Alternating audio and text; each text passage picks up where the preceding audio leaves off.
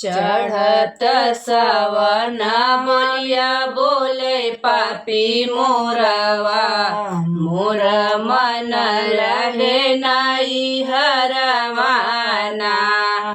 चढ़त सावन बोलिया बोले पापी मोरवा, मोर मन रहे नाई हरवाना। पापा घर होते ससुर में आवते, ससुर में आवते सुधि मोर लेते, ससुर में आवते सुधि मोर लेते। पापा मोर गए परदेसवाना, पापा मोर गए परदेसवाना।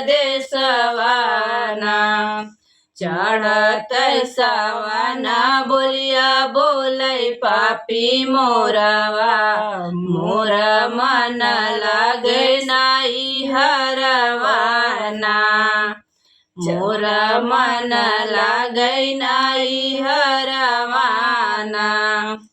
चाचा घर होते ससुर में आवते, चाचा मोर होते ससुर में आवते, ससुर में आवते सुधि मोर लेते।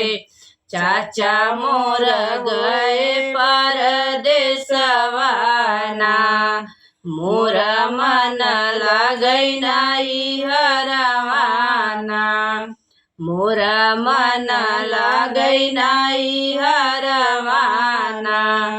चढ़त सावना बोलिया बोले पापी मोरवा, मोर मन लागे नाई हरवाना।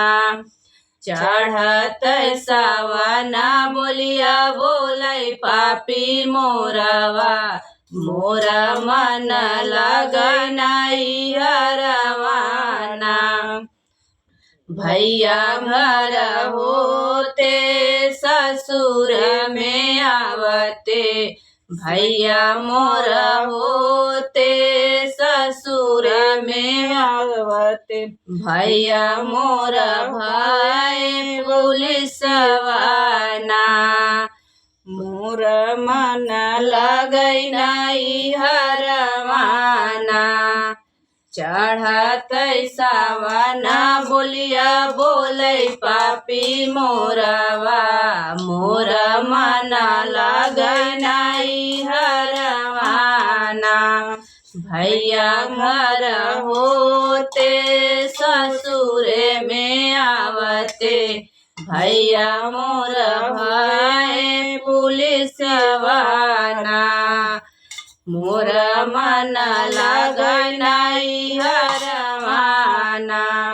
चढ़त सावना बोलिया बोले पापी मोरवा, मोर मन लागे नाई हरवाना।